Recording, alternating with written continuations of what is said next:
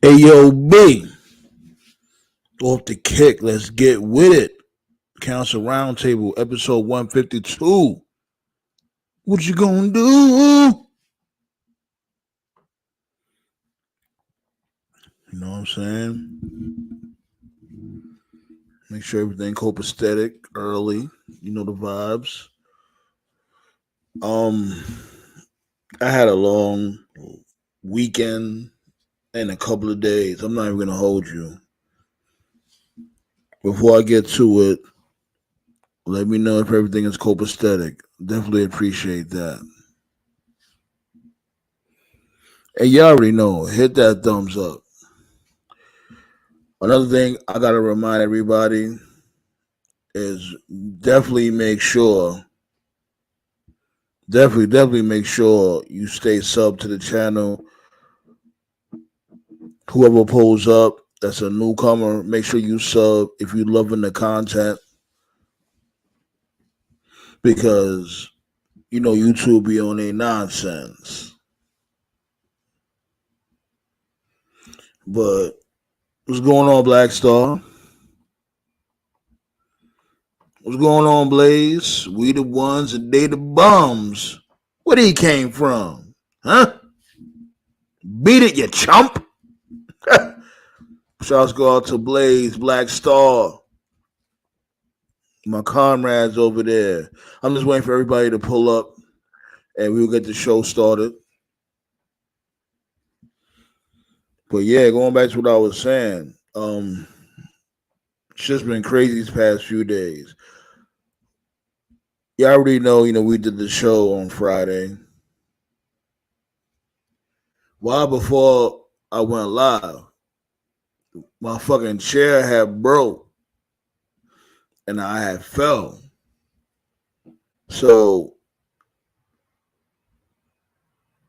I still continued on with the show. During that time, my shoulder was on fire and my lower back. But I was still like, you know what? Still got a show to do. You know what I mean? I'm in pain or whatever, but I'll be all right. I figure like, I'm just sore. It'll pass. The next day I was all right. And then the following day, like towards the end of that day, on Saturday, that's when I really started feeling that shit. I had to just leave work. I'm like, nah, I can't even do this shit. My lady telling me like, you need to bring your ass home. Don't be fucking stupid. I was saying like, you know what, I could pull through. You know what I mean? I got this. Because we all been in pain before, and especially when you're in work. When you're at work, you may have a headache, you may have the cold, whatever the case may be. You gotta do what you gotta do because bills gotta get paid. My lady was not trying to hear that. She was saying, "Man, if you don't bring your dumb ass home, like you're in pain, you need to come home, right?" So I eventually came home. Whatever, took me some medicine. Was good, ballet.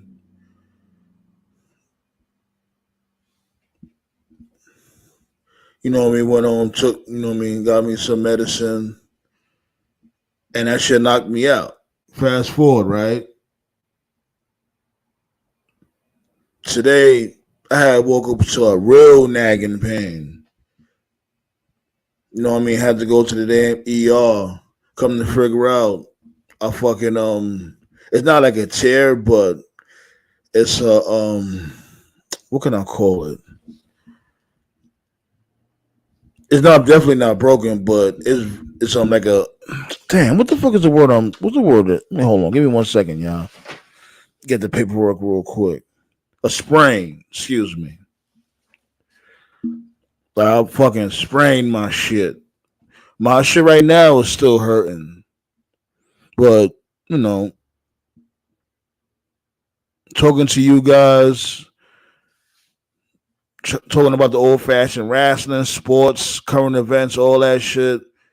You know what I mean? It's worth it. It is worth it because it takes my mind off the pain And I definitely appreciate you guys for that shit. You know what I mean? Y'all hitting the like button, especially when y'all hit the like button. It just brings so much engagement towards the channel, towards the council roundtable.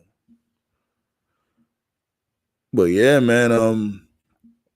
But to finish off the story,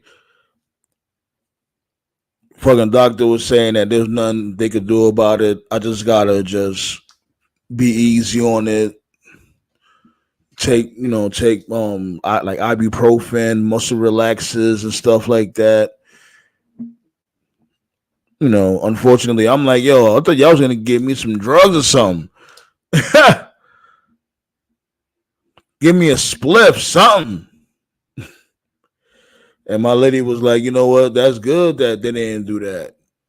At least you don't have to come out of pocket any more money. And she definitely got a point about that. But yeah, man, I'm still in some more pain, but fuck it. We here. We here. And what? Oh, appreciate that, Blaze. And Dom won the NXT. Oh my god. You serious, yo? Damn, Trick.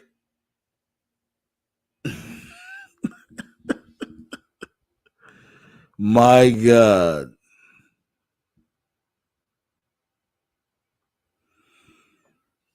Dom won. Hell yeah, I had to wait long in the ER, Ballet. Yo, we had got there like 5:30. I ain't leave the ER till like 11 o'clock. 11 o'clock in the morning. We ain't leave. I had got seen by 4 different nurses asking me about my information.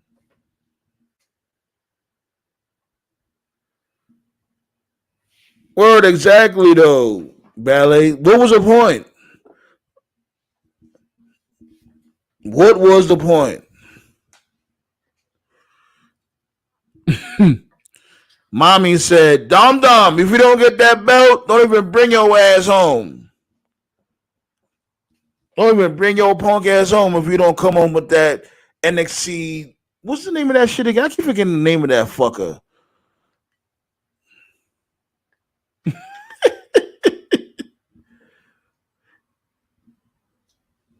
Yeah, that's no North American Championship. Thank you. Yes, the North American Championship.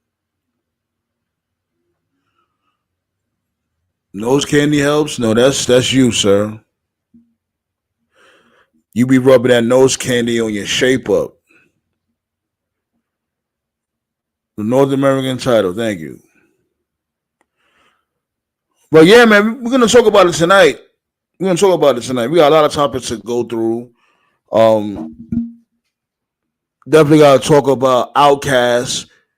Speaker box, the love below. Finally goes diamond.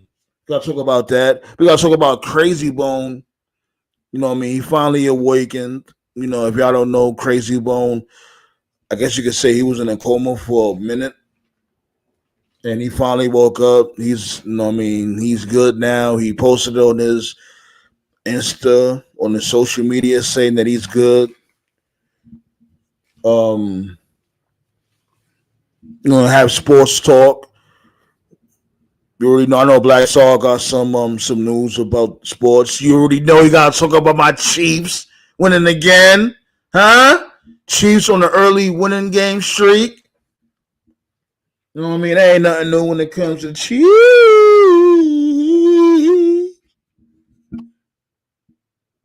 Ballet said we were in the ER 3 times this year. The longest time we waited in the ER was for 11 hours. I would have just left. I don't care. I would have went somewhere else. I would have went to like an urgent care, some shit like that. 11 hours. And y'all had to pay for that shit too?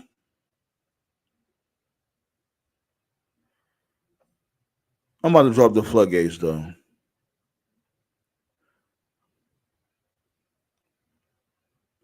Yeah, the Giants looking. You know what? The Giants are starting to look worse than the Knicks. Fuck that. I said it. But let's say you know, we gotta talk about Wrestle Dream. This dude Edge actually showing up and taking out Luchasaurus. Luchasaurus looking like a whole hole out here. Luchasaurus looking like a complete jobber. Remember when Luchasaurus was popping like that?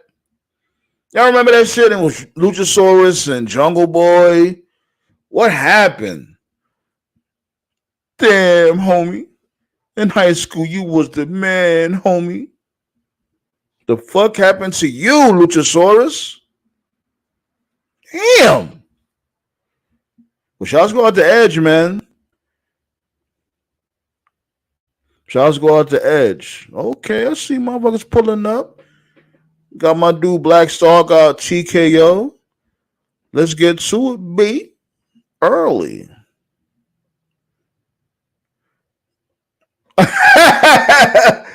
Oh shit! I don't know what we're gonna do. We're gonna do sports talk first because I see. No. First things first. The shit that made zero sense to me during that whole Wrestle Dream pay-per-view was the fact that Nick Wayne turned heel. For who and for what? Yeah, I was saying the same thing. I was saying that doesn't that make this dude look like a whole dweeb? This dude was disrespecting your moms for the longest, and then now you're just gonna turn heel and join Christian. Man, this is giving me 1994 vibes, and that's not good. Like if that was just like the end of the pay-per-view, I would have been fucking pissed. But man, Edge showing up at the end of that match literally saved it for me for that But match. you know what? Yeah, saved the entire show. I don't think that's a good thing because Edge is a living legend. But Edge needs to take his ass home. Edge is starting to fall into that cycle of wrestlers that don't know when to hang it up. Did you hear the story? Did you hear the story like about Edge's contract? WWE only want him to wrestle 10 matches a year. Okay, cool. And Edge said, okay. And he's getting paid a shitload of money. But here's the thing. Let's see what I got in the open market. And Tony Khan, the crackhead that he is, said that, hey, you could wrestle full time. So here's the thing. This does bring an interesting dynamic, right? This goes back to Macho Man. Remember when Macho Man was telling Vince that he could still go, but Vince was telling him like, nah, but you need to sit your ass in commentary. And he got upset and went to WCW eventually. Yeah, he went to wrestle HBK at WrestleMania 9. But I'm afraid of this because Vince's philosophy is he don't believe in keeping dinosaurs because the dinosaurs, and I hate to call them dinosaurs, but can we call Edge a dinosaur now? Scott Goldberg. Not really, because how old is Edge? Edge is not even 50 yet, is he? 49. He'll 49. He'll be 50 soon, but yeah. Yeah. So here's the thing. Edge is starting to act like the other wrestlers back in the day. So WWE biggest problem was they had no uprising stars to build. Then we finally get The Undertaker. And Vince was like, okay, we're going to slow cook The Undertaker, but Undertaker's going to be legendary. So in that case, he started getting showcases. And then here came Bret Hart. Mr. Perfect been in the wrestling, huh? But Scott, what did you say though? You said that WWE doesn't like dinosaurs. Goldberg will love to talk to you. Yeah, but Goldberg is part-time.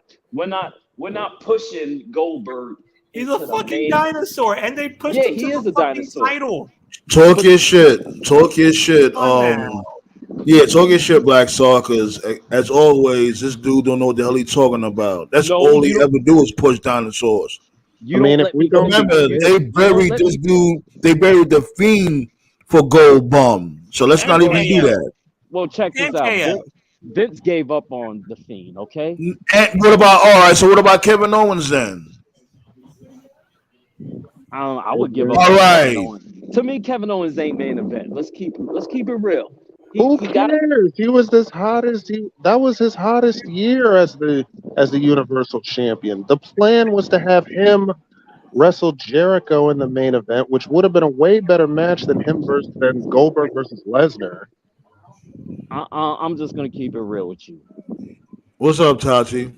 His title reign was not entertaining at all, especially how the way it was presented. Goldberg's title wasn't entertaining. And it was garbage too. I'm gonna keep it real with you. How can you? Yeah, you keeping it real to yourself. How can you say that Kevin Owens' title reign wasn't good? They had the whole friendship angle. That always works most of the time. Kevin Owens versus Brock Lesnar. Nobody would have cared about that. Nobody. Okay, then. No, not Brock Lesnar. The end goal was supposed to be him versus Jericho for the Universal Championship. Yeah, but that was before Jericho left for AEW. Yeah, at the end game, it was going to be Goldberg versus Kevin Owens, and I'm sorry, that match would have been as short as the Brock Lesnar match. Triple H is the one who doesn't like dinosaurs. So again, let's move on. With Edge going to AEW is going to create nothing but long-term problems for Tony Khan, because I'm starting to see it. Tony Khan ain't doing shit with none of his young talent, with the exception of MJF. And he's praying to God that he doesn't lose MJF in 2024. MJF already re-signed. There's no way he talks that much and he doesn't re-sign. And plus, MJF is not stupid, man. If MJF does leave and go to WWE, we talked about this before, he is going to be watered down as fuck. Okay? You really think he cares about being watered down when he's getting paid 10, 15 million? So we'll get to that. WWE's not going to give him that much. You shit. You fucking kidding me? Are you kidding me? If he gives him 15, that would mean he would be getting paid more than Roman Reigns. Ain't no way in hell they're gonna do that. They always outpay the shiny new. They always. I'm just letting this dude talk. Yo, Scott don't be known. What he be talking about like 80% of the time. Always pay. So they'll pay. You talking about MJF? So they'll pay MJF close to what the Rock will get paid. Yeah, absolutely. Okay. I'm telling you, this. Man, if MJF does make that much bank if he goes to WWE, I will come back on here and apologize to you, Scott, because ain't no way in hell. MJF making as much as The Rock. I'm telling you. Wait, hold on. Oh, shit, here we go. Hey, Kevin Nash, big sexy. MJF is star power. I don't care what anyone. He's not The Rock, though. You're not trying to be. Like, look at MJ. Look at this dude, Kevin Nash, looking at you like, really? Dude, MJF is full-time wrestling. He will, but he's not $10 million worthy. Are you fucking insane? Come on now, stop it. That's what Scott said. Scott said he's worth 10 mil. Wait. The Giants just paid Daniel Jones $160 million. It's possible. I don't give a shit. He's not worth 10 mil a year. What are you talking about? He don't have to be worth. Yo, my dude Static, even Static pulled up out of nowhere. Static pulled up out the bushes and said, "Not 10 million." What? Like, what are you talking? What I'm telling you this. You don't have to be worth 10 million. But you just said they will pay him. Go ahead. Excuse me. Go ahead. If he's the hottest free agent, he can make his price. And WWE is kind of. And his price is 10 mil? His price is 10 mil. Dude, if they're paying Moxley $5 million, you don't think MJF is 10 million? No, Moxley not worth 5. Moxley actually, they paying Mox 6. They paying Mox 6. That's even worse. They're paying Mox 6. So you really think that MJF is not going to go up to Tony Khan and be like, dude, you're paying Plumber Moxley $6 million. If I don't get anything within the $8 to $10 million range, I'm out of here. And Tony Khan's gonna There's fold. no way. There's no way anybody would bite on that. There's I no mean, fucking Tony Khan might consider it, Dude, but if we talking dude, WWE, ain't no way Tony in hell. Tony Khan would fold because let me tell you how the marketing thing works. Either Okay, you tell give us. so it's just like how we sell cars. Okay. How many times customers come up to me and I what I don't do is I don't give them guaranteed deals on the table. Because what they'll do is they're gonna take that deal and run their dumb ass to No, hold on. So what you're basically saying is supply and demand, right? Exactly. So you basically want AEW to overbuy MJF, which means any other remaining free agent that they have say goodbye to every single one of them. Well, here's the thing: Tony Khan don't give a shit about them anyway because he don't even showcase them. If you're going That to won't make be the first money, time. That won't be the first time this dude TK overbuys anything. Look what he did with Ring of Honor. He bought Ring of Honor for $25 million, and what has More Ring than of Honor? that, he bought that shit for more than that. And what the I fuck don't Ring of think you- Honor became? Here's the I mean, thing: I don't think y'all understand MJ just how deep M- Tony Khan's pockets are.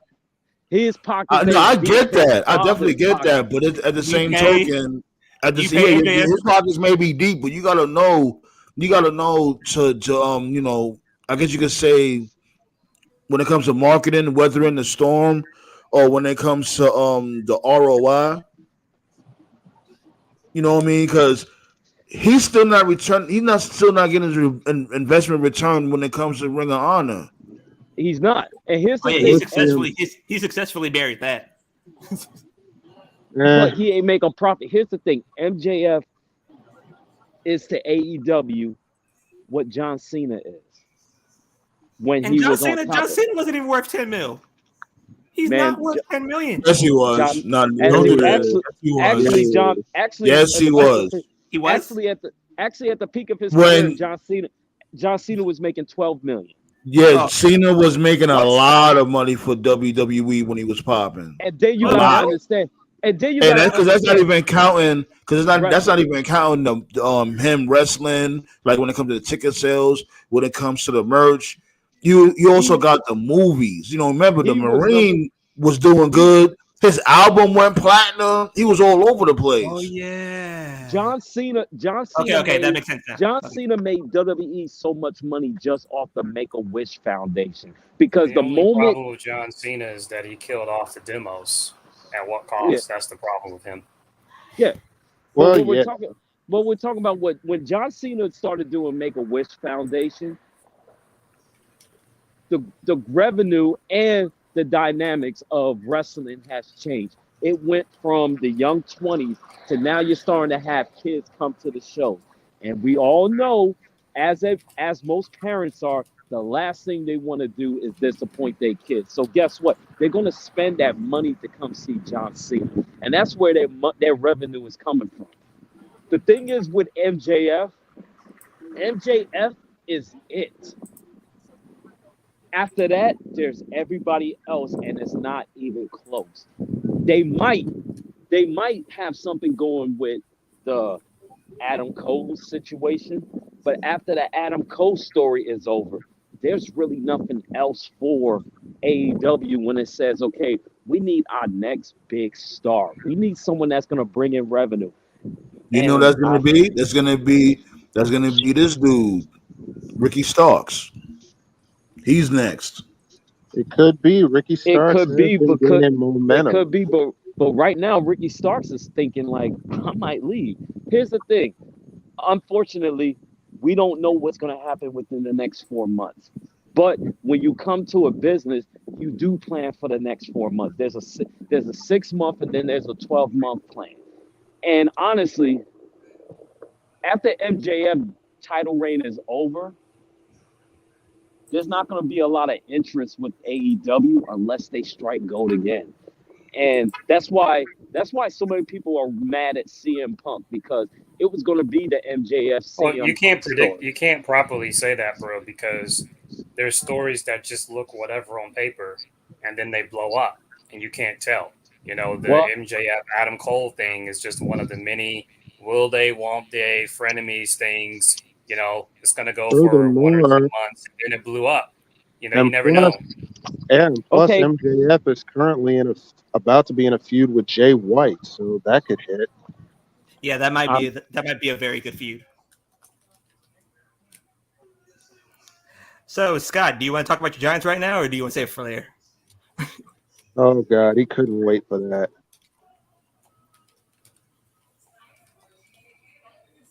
Scott, you there? Oh boy. But anyway, This like the only time he's been quiet. Yeah, he trying to run now. He trying to. What happened to those? Yo, you know what it is? They depressed over there. They got flooding over there and all that shit. You pay Daniel Jones that much money for him to suck ass immediately. You see these dudes trying to cape for him on ESPN? They was like, oh, I paid him all this money, but he's not that type of, he's not that type of quarterback. Where did he come from? First of all, he came from he came from Duke. He went to Duke. Oh, he's a rook. He's a rook. No.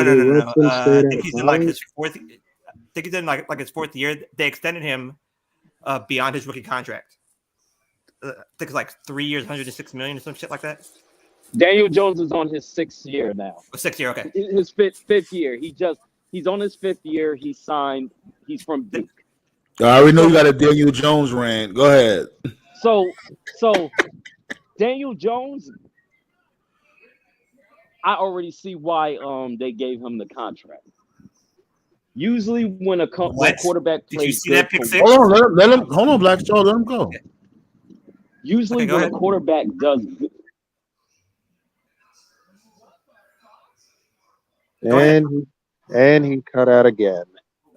But anyways, yeah, he cut out again. That pick six tells you all you need to know about Daniel Jones. He can't win in primetime. He's 1-6 in primetime games in his career. Not like you can draft a quarterback. So let's really be real though. Patrick Mahomes is the same at first too. Like he had to warm, not that bad, but he had to warm up to shit too. Yeah, but you saw everything that Patrick Mahomes can do. That last game of the season, when I was looking at him, I was like, "Who's 13? Who's number 13 on the?" No, Chiefs? So Patrick Mahomes is gonna be the downfall of the Chiefs, and I'm gonna tell you why. How? It don't matter now. We already killing them. What? 2 back-to-back Super Bowls? Yeah. Now he's gonna be the downfall. Like, oh my God, he's such a detriment to the Chiefs. Even though we won 2 back-to-back championships. He's gonna be the downfall to the Chiefs, and I'm gonna tell you why. One, that $500 million contract he signed. He's gonna be no. That's a very. You think he's not worth the $500 million? That's a team friendly deal. There's a lot of money left in the cap. There's a lot of money left in the cap. Okay. Yes. So here's the thing: if there's a lot of money left in the cap, they should be able to sign that defensive tackle who's demanding $40 million a season. They signed Chris Jones. No, they signed him to 1 year. Yeah, they're gonna give him 3 at $20 million a year. No, he don't want $20 million. He ain't getting 40. Well, guess what? He's gonna walk. That's gonna be a key piece that y'all gonna lose. Here's a second one. Travis Kelce is about to get the end. Travis Kelce's almost close to the end of his career. Travis Kelce's 33 years old. They podcasting now. Him and his brother, they doing a podcast shit now. The way Patrick Mahomes plays is he tries to get cute at times. Sooner or later, it bites them in the ass. And he did that. He did that against Tom Brady. They had no business losing that game. Patrick Mahomes got cute and started playing backyard football, and they lost that game. Scott, Then, you bring up good points, but you shouldn't be talking when your quarterback is Daniel Jones. I'm going to explain the Daniel Jones situation. Now he did that with the Cincinnati Bengals. They shouldn't have lost that AFC Championship game when Cincinnati went to the Super Bowl. But what happened? Patrick Mahomes got cute. Now we just watched this game against the Jets. Patrick Mahomes cannot handle pressure, and I'm talking about QB pressure. One small problem about what you're. Yo, I'm definitely about to mute you. You've been wilding this whole show. Scott. One small. What do you mean he can't handle pressure? All this dude do, like, especially from afore. He loves quarterback sneaks. How he can't take pressure if he stay fucking passing the line of scrimmage? One small problem about your Mahomes. If it wasn't for the referees being so garbage, the Jets would have won that game. The referees problem about your Mahomes rant. Dude, the referees are trash, and you know it. As a matter of fact, wasn't you the same one that gave him the accolades in a Facebook post around that time? Don't do that. You the same one that was like, oh, you know what? I do gotta give the Chiefs their props. I don't ever give the Chiefs their props. You know what? Go ahead. I give Dallas their props. This dude is full of fucking shit. Scott, I gave Dallas about your Mahomes rant, Scott. Huh? Mahomes just won a championship without his best receiver, Tyreek Hill. If he's really that bad, exactly, and they would go 3-13 without. Remember Tyreek Hill when he got in the middle of that bullshit and they got rid of him. That was before the season even started. Well, I'm gonna tell you this: they ain't winning no more championships moving forward. It don't matter. They already solidified themselves. It don't matter. It do matter because the one thing about the NFL is the fans don't care about what you did. Fuck out of here, man. This dude sounding crazy out here. Yo, Toph, what's good with you, my dude? I'm just laughing listening to you guys. This dude here, he sounding crazy because he came on the damn table. Like, you see all over the place with his logic. Yeah, we got this is a great show idea. We need to have like a Scott timer for every show and time how long it takes. Like, yo, what is you talking about? You said, fucking this WWE should sign MJF for $10 million? What are you talking about? WWE will never pay somebody more than they pay Roman Reigns. And like, are you insane? Well, yo, go ahead, y'all. I saw that picture you just posted, Tobe, and you absolutely right. That might as well be the new NXT for sure. I mean, what do you post? Next week they got John Cena coming. They got Cody Rhodes coming. Paul Heyman's coming next week. Asuka's gonna fight Roxanne Perez next week. What the hell are we doing? Yeah, man. I heard I heard Tony Stark's coming back too. You know, he'll be there. Yeah, Tony's gonna be there. Batman's gonna be there. Goku's gonna be there. And by the way, Ichigo from Bleach. It's gonna happen. MJF is gonna make $10 million. It's gonna happen. And by the way, I heard Dr. Martin Luther King gonna be on next week's NXT too. You know, Dr. King gonna be there. Malcolm X gonna be there. And Scott, your favorite wrestler, Dominic Mysterio, just won back the North American title tonight. That made 0 sense tonight. What they did to my boy Trick Williams is some bullshit. Yeah, that was definitely goofy. I said Trick Williams is going to be the next big star, but you know what? I guess they folded to the whole. Oh, we got to push Mexican champions instead. That's my. Oh my God, dude! I don't think they're gonna push another black star to the top like they did before. They're pushing Jay to the fucking moon. What are you talking about? Jay is Samoan, it's not black. He's Samoan. Who? Wait, what? I said Jade. Jade, Jade. Jay didn't even get there yet. Jay. I was about to say because it sounded like what you got to do. What you got to do, guys, is I'm a big. You got to promote guy. people coming in. You got to say more. You got to say Jade like Shao Kahn does. See, watch this, Jade. See, check this out. Check this out. Jade has not even came in yet. But there's a rumor that she's gonna be at Fastlane. Yeah, but all they doing is just promoting her. Like you said, like, oh, they don't promote her. They don't do vignettes yet. The girl didn't even get a title shot, so we're not even putting her in this category.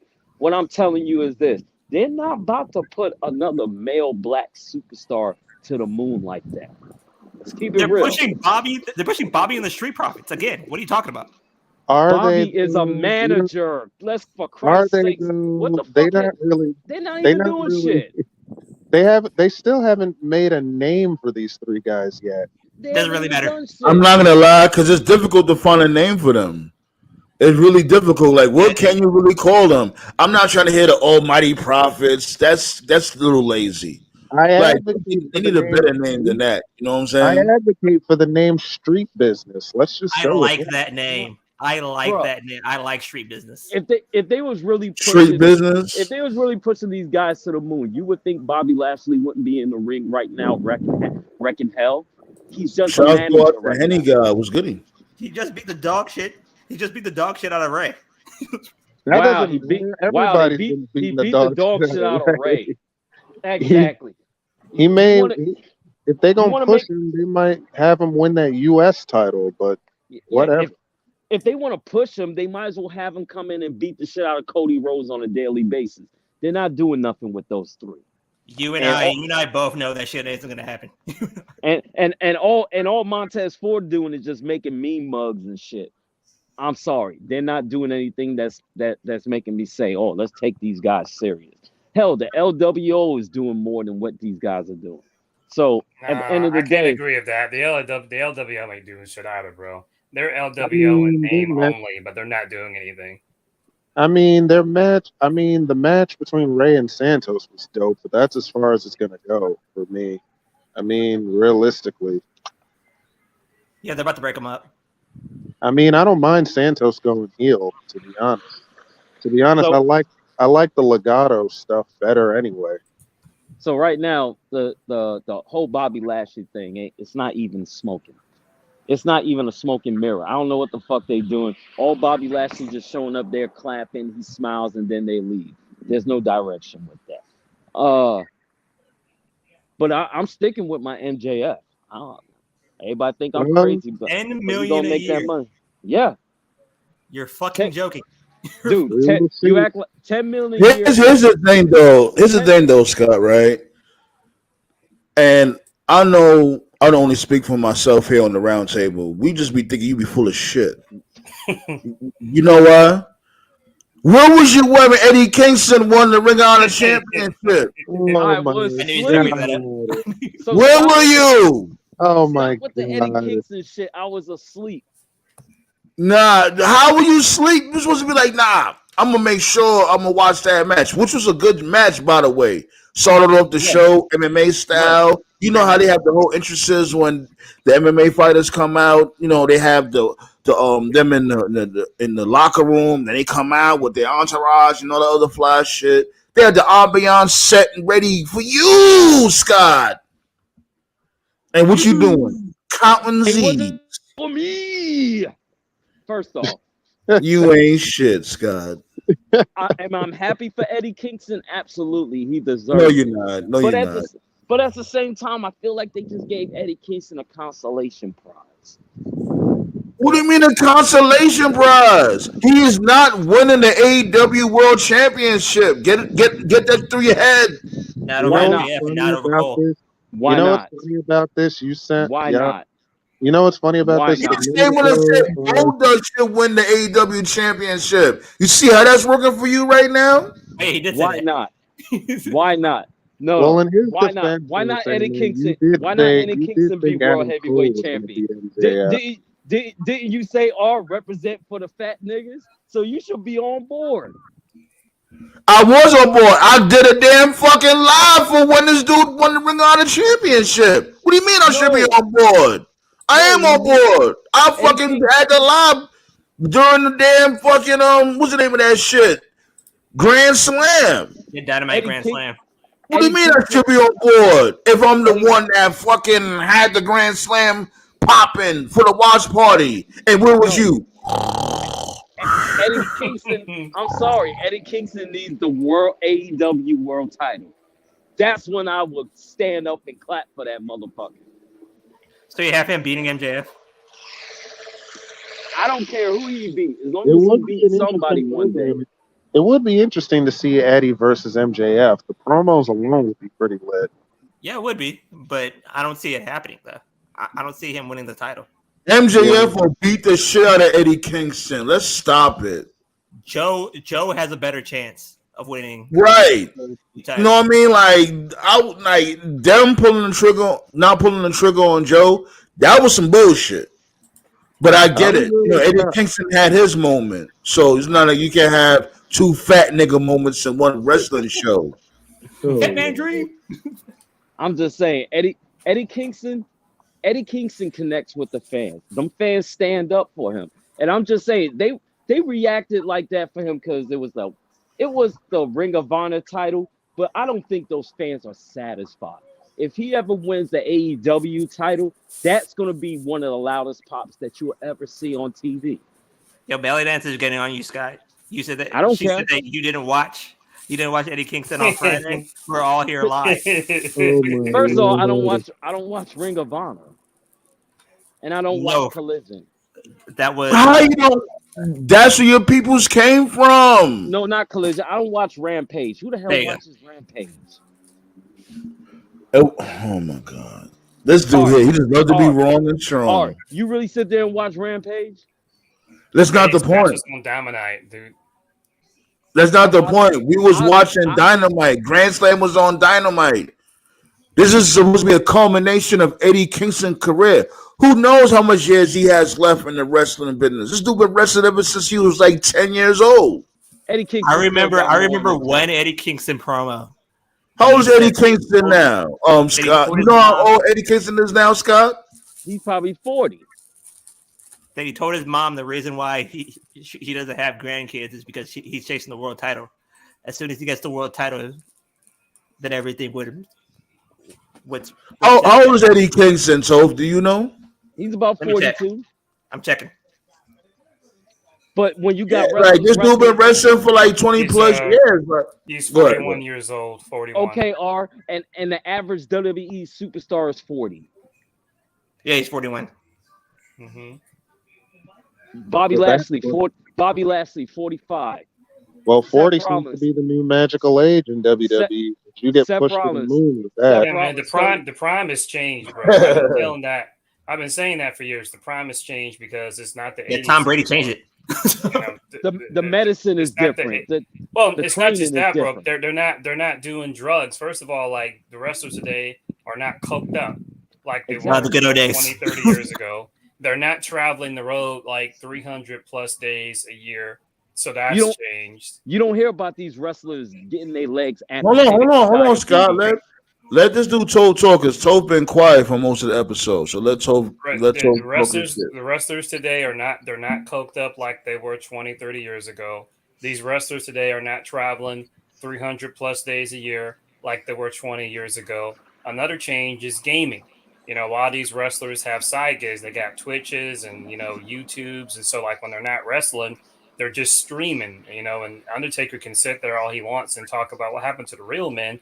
That shit keeps them safer for a longer period of time. And then for companies outside of WWE, like AEW as an example, like let's just use AEW, they're not wrestling as much. Because if you're wrestling for AEW right now, you're either wrestling on Dynamite and they tape Rampage with that. So that's one show. And then you have Collision. That's 2 shows a week. So when you wrestle less, that's less injury. So it's just, so being 40, 45, or even 50, if you take care of yourself, you can still do it. Christian's like, 49? Edge is like 49. Lashley's like, 43, 44? 45. 45. I know Asuka's 40. Jenna Baszler's 40. Like, AJ Styles is like, 41, 42? So it's not a big deal anymore. It really isn't. It really what is. What Toph just said reminds me of a Scott Steiner promo when he was talking to the Everything Morrissey reminds me of Machine the Guns, Steiner promo. and he said like, you guys go to the back and play your video games. He said that he has all these Mark-ass websites for a 4-star match, a 5-star match. Who the fuck cares what they think? Why don't you ask us? We'll tell you that you suck. Ask us what we think, and we'll tell you that you suck. Remember that shit, right? Go ahead, say it again. Say it again, TKO. Ask us what we think about your match, and we'll tell you that you suck. We'll tell you that you suck. Oh my god! I'm telling you. Yeah, man. I want to talk about Eddie Kingston got a 33 and a. Oh, please, whatever, man. You can't talk about Eddie Kingston on the show again until you show you're a real fan. I don't care. So we get now. Let's talk about Raw, B. Let's talk about motherfucking Gargano. Can we talk about how great Ciampa and Gunther is again? Oh God. Yes, we can. Yes, you definitely can. Yeah, go ahead. You can set it off, TKO. So what about Gargano? Hold on. First off, I've been saying it on this show, and I want to say it again. Gunther has been making that IC title relevant again. And his match, and he main evented Raw again with that title for the first time in a long time. Like a few months, I believe. Yeah. Like, this was the second time the IC title was the main event of Raw in a while. Well, you can say, I can tell you one thing. Once he lose that title, you can say bye-bye to Seth Rollins. I tell you this, hold on. Give me 1 second. Yo, Scott, the background sounding crazy, my dude. It sound real windy where you're at.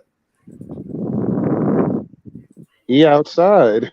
He always outside. He Mr. Outside. That should be your new name, Mr. Outside. Like, I tell you this much right now. Once Gunther has enough of you, and he decides to string his moves together, I think he gave Ciampa like 2 power bombs and a sleeper. I was like, oh, good Lord. Yo, this dude. That's what I'm talking about. And that's what I was telling motherfuckers from before.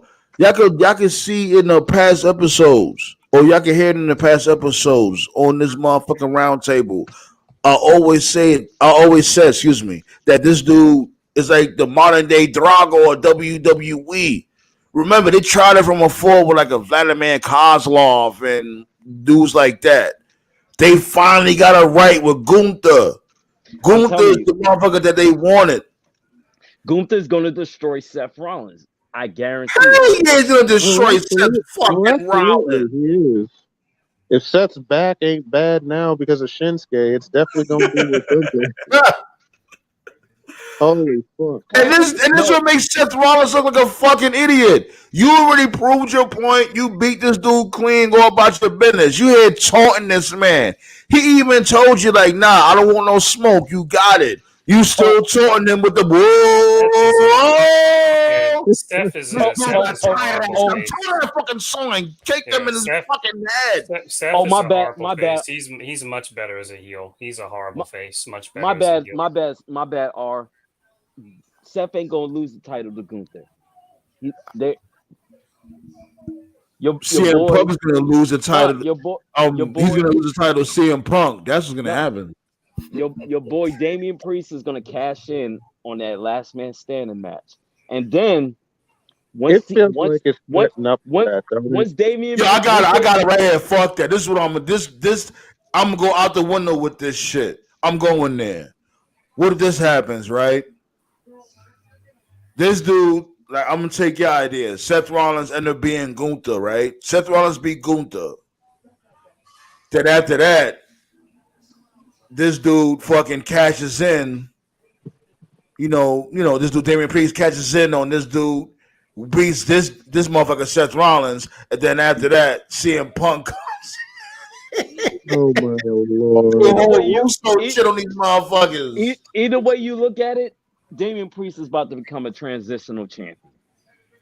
I agree with that. I do agree. I think it's all about the moment.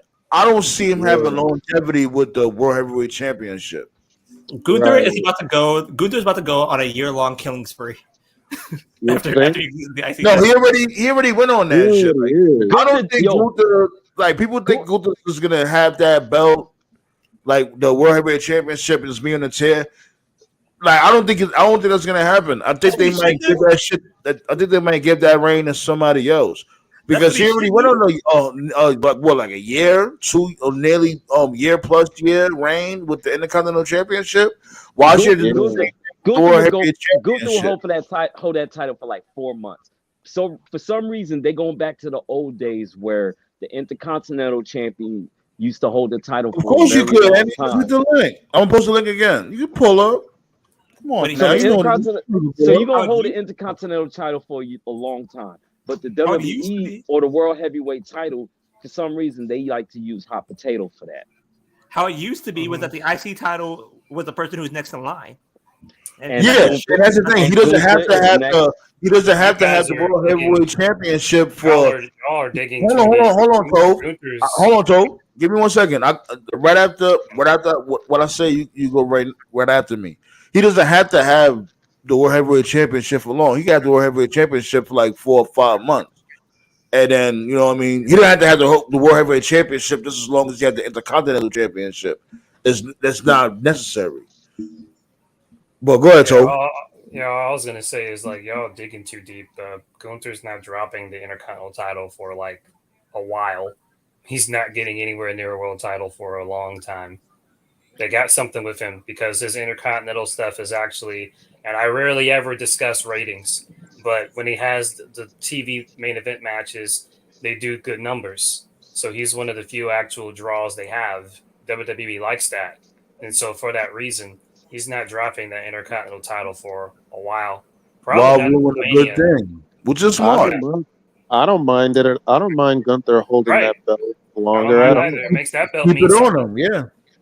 Keep the belt on Gunther. Makes the saying, man. And he's been putting out bangers. Come on. I keep on saying about. I keep on saying about Gunther. Once Gunther has enough of you, his finishers when he puts it together on a string, like when he strings them together. Yeah, like a string of attacks. It's probably they already got like a little secondary thing anyway, because some people might say, okay, well, if you keep the Intercontinental title on Gunther, then who does Seth eventually lose to? The story's playing out every week. He drops it to Drew.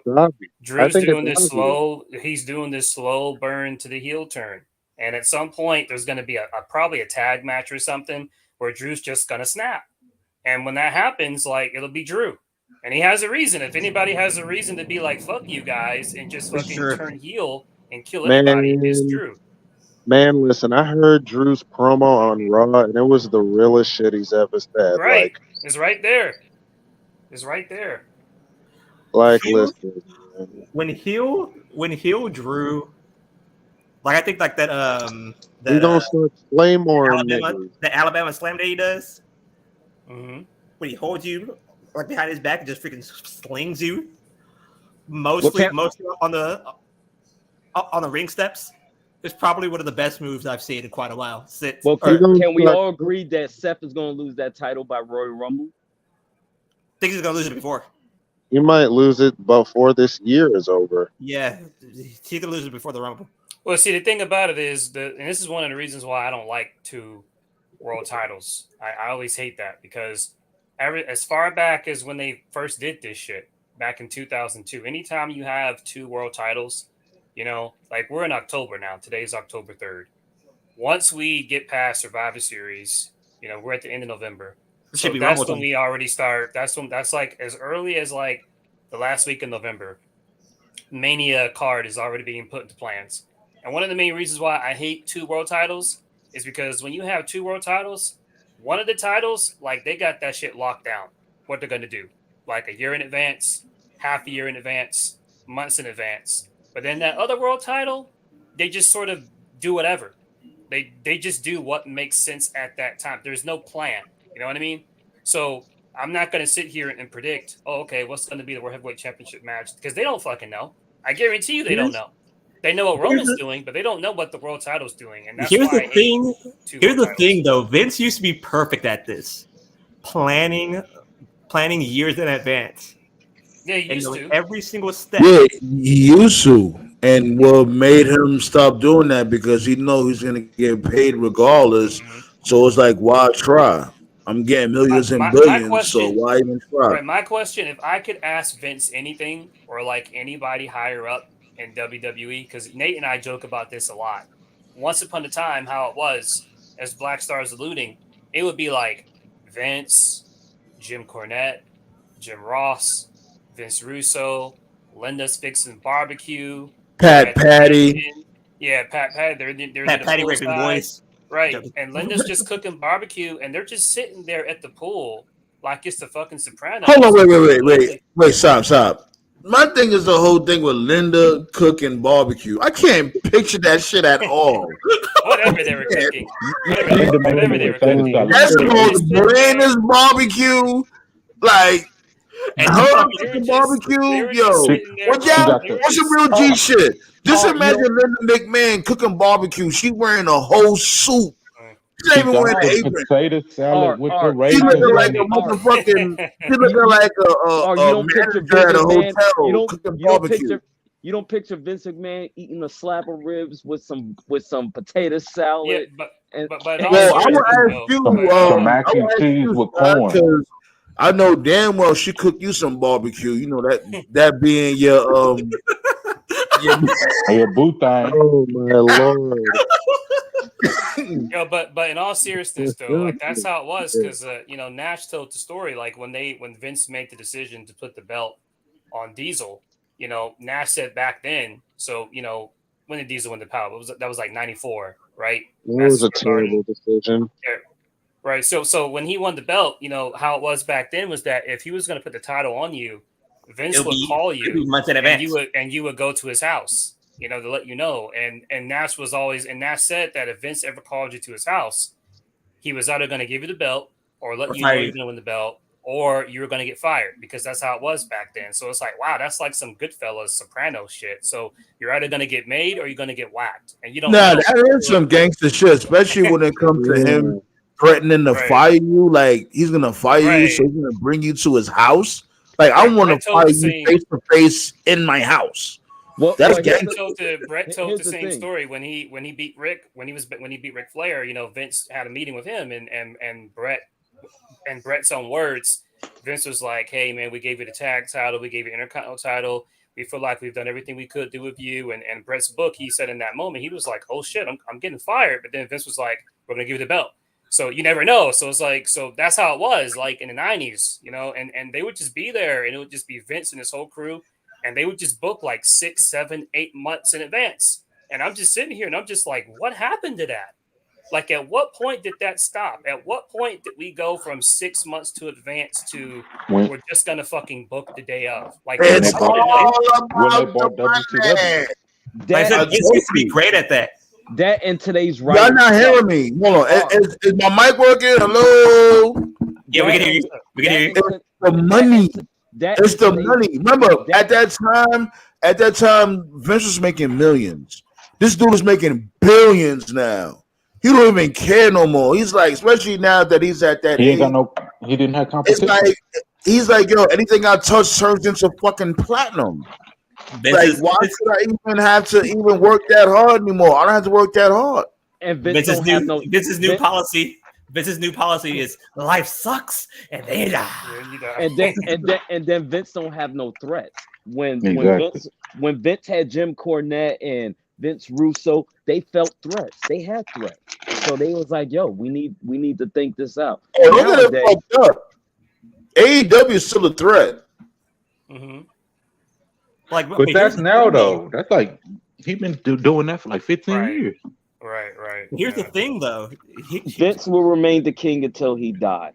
Here's the thing though. AEW can have all these big events, but at the end of the day, when you look at wrestling, people just gonna remember Vince McMahon. And he's immortal. Yeah, because WWE been around for like close to 60 years. There was a special on ESPN. I've mentioned this on Nate's old show. This was a while back. This was when they were building up to WrestleMania 25, which they billed as the silver anniversary. And it was like a 2-hour ESPN special. 25 was pretty dope. You guys may have seen like a clip of it. They're talking to Stephanie, and it was two particular moments in the documentary that caught. How about the E60 one?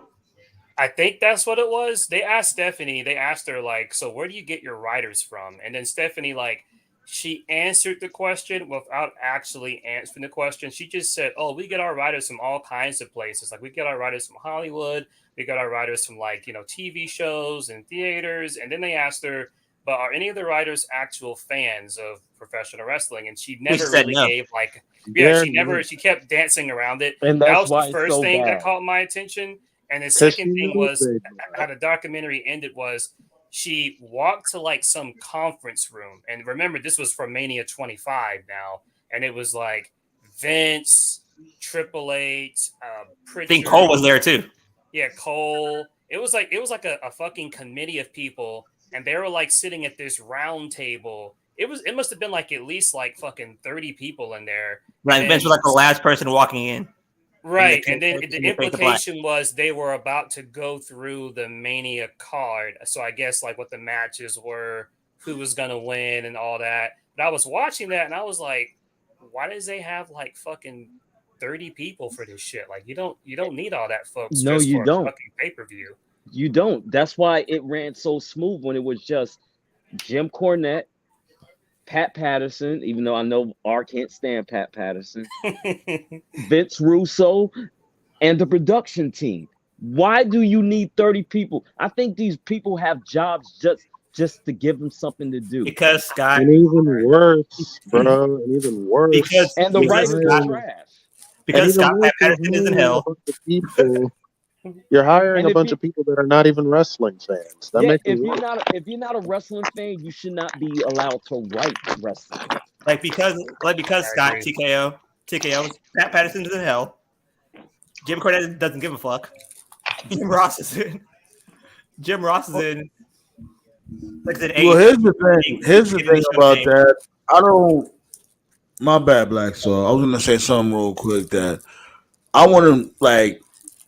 Ultimately agree with that when it comes to if you don't know about wrestling, you shouldn't write about it because wrestling can get all different types of ideas when it comes to pop culture, when it comes to horror movies. You know what I'm saying? Not everything just has to be about wrestling because it's never been like that ever since the beginning of time. Wrestling always grabbed different types of ideas and incorporated into that type of program. But if they're not really watching the product, or if you're not watching the product and you're just doing it because it's a job, it's not going to be authentic. No, I agree. So this is what they will do. This what they should do. Don't give them majority of the script.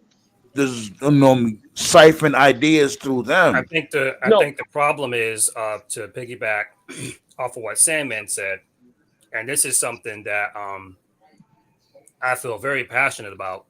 This is not a wrestling issue, unfortunately. This is an issue in America.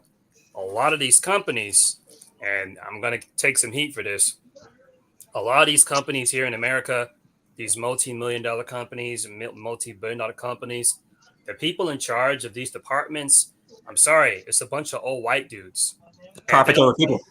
They don't know what the fuck is going on. Like y'all remember a couple of years ago, I know like he's crazy and no one talks about him anymore. When ACH made the big deal about the white face, the black face t-shirt. Remember that? The black face t-shirt. Oh yeah, I remember that, yeah. Right. The thing about the black face t-shirt that got me was like, I know ACH is crazy, so let's just. I did a whole rant about that shit. Right. The thing that was crazy about the blackface t-shirt, the fact that shirt even got approved, right? That means that somebody in WWE, PR, HQ, whatever, that was sitting at their desk, because there's someone whose job is just to sit there and just look at logos, look at theme music, look at t-shirts, whatever. Someone saw that t-shirt and said, no problem. And I guarantee you it was an older white person. No, it was him. He was the one. ACS is the one that approved the shirt. They showed him the shirt before they launched it. I guarantee you. That shirt was trash. He's the one that see the shirt because remember he had the whole smiling gimmick. He was like laying on his stomach. He was laying on his stomach, grasshopper style. Oh, I guarantee you this, and I've been saying this for the longest time now, that the beginning of the end for Sasha and Naomi was that shirt. That was the start of the end. No, it definitely wasn't. It definitely wasn't. Like WWE been on this type of time ever since it was WWF. Can I piggyback off of what Toph just said? Go ahead. I think his point was very right.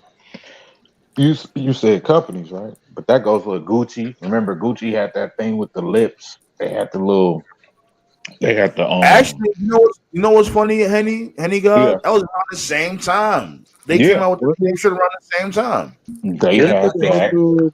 Didn't they also do like a fashion show? Hold on. Let Henny God talk. Go ahead. Then I think it was something where they I think it was like something with the Sony PlayStation. They had some weird little advertisement with like a white lady and a black man. It was like weird as hell. It's kind of hazy. Okay, but no one says anything about Kanye West selling slave shoes. So where are we going with this? No, we're just saying that it's a mindset. You know what I'm saying? When you have older white men in charge of these companies, they out of touch. Didn't Gucci also once sell a product that looked like a noose? It's always profits over people. It can be. They can be them being out of touch, but that doesn't mean they're not racist. For when it comes to the particular message, when it comes to the apparel. Yes, and going back to what this dude Scott said was, Kanye West. Kanye West is doing the same thing. He's basically launching the same propaganda, but people turn a blind eye when it comes to that fucking moron. He is a fucking moron. Well, it's not that people turn a blind eye. It's just that, unfortunately, when you're really good at something, people are just willing to give it a pass, and people will do that until they can't anymore, like R. Kelly. Like, I know totally we're just all over the place, but R. Kelly was a pervert for years. No, you're not all over the place at all. But R. Kelly, the thing, R. Kelly is more of a musician, even though he's a fucking creep. Even though R. Kelly's a creep, he's more of a musician than Kanye West. Kanye West is a fucking fraud.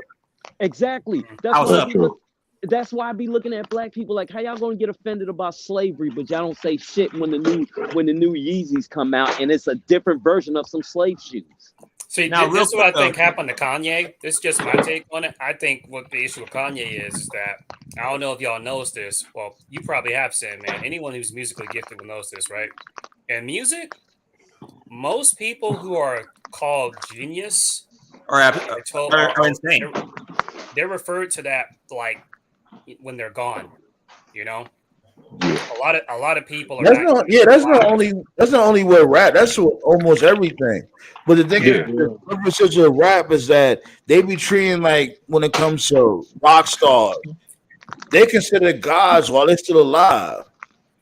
When you're a rapper and you at a certain age, they call you an old head. You don't hear motherfuckers calling Sting or Gene Simmons, Aerosmith old heads. No, they don't. We're the only Metallica. We the only race that don't pay homage to the legends. But but everybody want to ride Jay-Z's dick, and he's not even the best rapper to ever come out of New York. Pause. Oh hell no, he's not. He's definitely not. It's crazy. Not even up there. Like what's the real shit? He's not even up there like that. And what's crazy about the music? Jay-Z is a beast. Like his wordplay is immaculate, but there's so much motherfuckers out there that's not even signed that could roast this dude Jay-Z. Bro, Yeah. Jay-Z will always be the Triple H of rap. I'm sorry. Yo, so Oh, that's good. I gotta find this reel when they said at one point Jay-Z was never the king of hip hop, and they He broke never it down by was. each. No, he was, and they broke it down by each year. So when they said when Jay-Z came out with his Reasonable Doubt album, it got destroyed by Tupac's all Yeah, all eyes on me. It was All all Eyes eyes on on me Me. against the world. Then when 97 came out, there's like, oh, this is when Jay-Z's gonna get his shine. 1997, it was destroyed by DMX, and then he came out with his second album. Then 1999 came out. That was the year of Eminem, and Everything. Eminem was destroying the game for about 2 years later. Then Bro, 2001 '99, came. forget about Then it. That was then everybody. Yeah. then 2001 came out, 2002 came out, Lil Wayne took over. Never once Jay-Z had a What it number is, one selling album. Jay-Z never was the hottest because then if you look at it, like Wait, you hold said, on. he You was can't naming. say that. What about Yeah, Hold on, Henny. God. what? All right, but Yeah, after I say this, I'll let you go. for This sure. dude was killing the game. Jay-Z was killing the game when it came to what was it? The Hard Knock Life. What was it But Volume that, 2? yeah, Right. Yeah, Yeah. but yeah, that was but the That same was number time one. DMX. but That the was the Slim same. Shady LP destroyed him. I get what you're saying. Yeah. That's why I call him the Yeah, Triple he H. do got a point. He never was the Finally hottest. he's making some He was points, Triple but H He was because never Triple that H was guy. today never Jay-Z Triple wasn't H was crushing never the the guy game. either. Jay-Z was crushing the game. Why you think he Right. retired when 50 came? When 50 started Oh bubbling, yeah, you know, he 2000, retired. 50 Cent Right. destroyed him. Yeah. Right. He never was the hottest. He was up there, but he never was the total Right. number one hottest. I've heard Right. people give similar criticisms to, and I never had anything against them, but I've heard people give similar criticisms to Ludacris. Some folks have said that he was never like not the guy, but I saw this thread once on Facebook like 5-6 years ago. It was a big thread too. People were going back and forth. I think the post said Ludacris never had like that one song that just like dominated the world or He something like never that. had that one Oh, album. actually, That, Ludacris became the guy in 2001 with Word of Mouth, and then 2003 Kanye West came out of nowhere, and then after 2003, Lil Wayne for like yeah. a 4-year period span was the number one selling rapper. Funniest. So never once was Jay-Z ever mentioned, but people just dick ride Jay-Z because. Oh, if the females like Jay-Z, I'm gonna like Jay-Z. Jay-Z Jay-Z became is Here so we go Jay- again, yo. Yo, Jay-Z damn, became yo. Why super you popular since because he when was Jay-Z was considered a ladies' man? What are you talking nah. Jay became that popular when he married Beyonce, and you know Beyonce Right. fans become No, don't do Jay-Z that. fans. Jay-Z always been Right. popular. Don't do Nah, that. I mean Jay-Z to that She always next definitely level. helped him. She definitely helped him. Next though, level, for sure. man. He He was jumped next that level. next level. She did give him People more only care That's about why I publicity, Jay. call but him the People Triple only H Jay-Z of care rap about always because been he's just top like tier. Triple H. people No, I'm only care saying, about but I say that next level where he R became R mainstream. You know what I'm saying? R. Where white people People knew who only he cared was. about niggas only cared about Jay-Z when they were trying to impress some bitch to get some pussy. Because What? if you think if you think about it, when females listen to music, they don't really listen to a whole entire album. They They'll don't be listen to like, the lyrics. They they'd be listen to like, the oh, beat. Jay-Z's my Right. favorite. Jay-Z's my Especially favorite nowadays. rapper. Jay-Z's my favorite Man, rapper. I was look, like, give me 2 I songs. fucked bitches when MOP was playing in the background. So I don't know Well, what you're talking about. well, What you the Yeah, fuck? clap them cheeks to that new fucking Nas. them That's bitches right. from the Bronx. Hold on You now. was, you was Yeah. clapping. Oh, now you was trying to clapping change the song so Jay-Z. loud. Put that But red man on. anyway, if you ask most females, all right, name me your favorite albums, they'll be like, I ain't got a favorite album. I like certain songs, and he's my favorite rapper. And what That's they'll do is they'll take the most generic song like Big Pimpin' for Jay-Z or Lil Wayne, Oh the God, I hated Fireman. that song. girls. And I that's how hated they Big Pimpin'. and that's how they That You're right. compare that I song can't was and so that's disagree how with you trash. there. and Yeah. that's how they Yeah. compare who the best rapper in the world is. So when I hear a lot of females talk about, oh, I'm a hip hop head and this is my favorite rapper, I just tune them out because they're not. I don't believe in most of them. But not every female is You're like right. that though, my dude. Like Some of them be knowing. I get where he's coming from though, because down here in the no, South, I get what he's talking about, but it's like you be going hard, like yo, all females is like that, and fuck them all. Like no, I'm not saying they don't all like that. There's some females that actually like lyrical I get where he's coming from, because I'm saying I remember males, back in the day, males like when only do it 106 just Park to was impress big, just so to many impress a girls bitch like to get Bow some Wow pussy. and Mario, and they couldn't name a single album they did, but they just be like, oh, I'm their biggest fan. So yeah, and them niggas is nice too. Fuck, I love Mario shit. Mario, man, look, I love my R&B too. And most of these This dudes reminds me. And most of these dudes would say, "I'm a fan of this rapper just to impress some chick to get some pussy." So that's why. Nah, you're right about that. You know what I mean? You right about that. When Toph brought up Bow Wow, to Annie up. when Toph brought up Bow Wow, I remember no cap. I remember this this catfish episode where this poor and the chick was pretty too. That's the other thing too. Let's get that shit straight. That bitch is bad. That was fucking when MOP was in the background. So she ain't look like Junkyard Dog and all like that. Just she wasn't Marquisha Henry. That girl just hood as fuck. She feels like she won't like a dude unless you choke a dude out for putting too much ketchup on the McDonald's fries. That turns her on. So, why motherfuckers need to put ketchup on McDonald's fries? But anyways, go ahead. I don't know. But matter of fact, nothing we gotta talk about, right? Before we shit, damn, we're not even an hour and a half in the show yet. No, we're not. Make sure you hit the like button too. And yo, now that you're all here, make sure y'all still sub to the Roundtable, B, because YouTube been on their nonsense. Make sure y'all stay subbed and make sure y'all hit that bell for those that y'all and in the bushes and all that. Y'all be lurking in the bushes like, oh, let me see what Shan talking about. Yeah. In the I always get my notifications, so I appreciate y'all, B. Just stay sub because YouTube be on their scrub shit. Ballet dancer, you already know, B. Shouts go out to you. Ballet dancer always be pulling up just about all the damn time, especially you guys. And yeah, man, let's talk about. Hold on.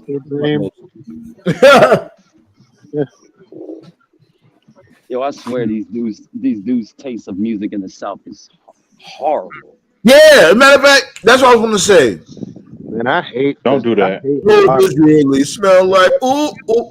You gotta stop doing that. Roses really smell like ooh. Hey, real quick, where's everybody from? Like, what region? A lot of us are from New York.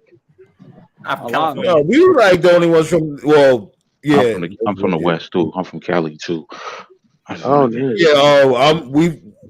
I'm from the Bronx. TKO from the Bronx. Scott trying to play pimp, but he from the Bronx too, trying to fucking. So we technically never shit on West Coast music for the simple fact that y'all style is just complete different. Like how New York rapping was. LA music just had a different beat, a different tone, a different lifestyle. Yeah. So I had your own slang and everything. They don't even get shit on. But these people from the South, these bubblegum idiotic rappers that, I'm sorry, when a girl tells me that Lil Wayne is the hottest rapper to ever be out, I just tuned them out. Like, come on. I used to be a Wayne fan. As long as you like Lil Pump. Whoa. Your choice of music has really. This is the case, though, man. This is what I want to say. I think it goes in two directions because we pretty almost all in our 30s and up. We all like the same age or whatever.